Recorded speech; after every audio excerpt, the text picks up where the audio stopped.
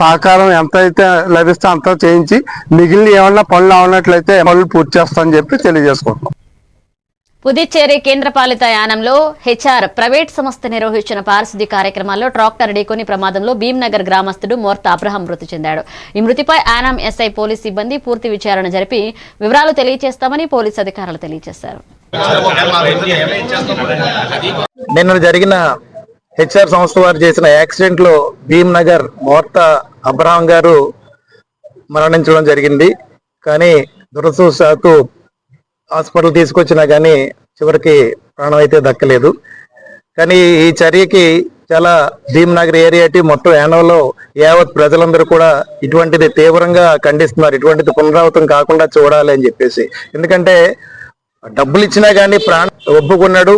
అదేవిధంగా ఇన్సూరెన్స్ దానికి కూడా రావాలని చెప్పేసి 10 నుంచి 15 లక్షల వరకు రావాలని చెప్పేసి మేమందరం కూడా దాన్ని ఒక లాయర్ ద్వారా మేము అప్రోచ్ అయ్యాం. ఆ కుటుంబ సభ్యులకు కూడా దీని ద్వారా ప్రాణాన్ని అయితే తీసుకురాలేం కానీ కొంతవరకు న్యాయం చేస్తామని చెప్పేసి మా పెద్దలందరూ కూడా వేళ ఉదయం నుంచి కూడా ఈ బాడీని ఇప్పుడే పిఎం అవుతుంది. దీన్ని తీసుకెళ్లి ఆ కార్యక్రమాలు చేయడానికి కూడా ఈ భీంనగర్ ఏరియా ప్రజలందరూ కూడా ఇక్కడే ఉన్నారు.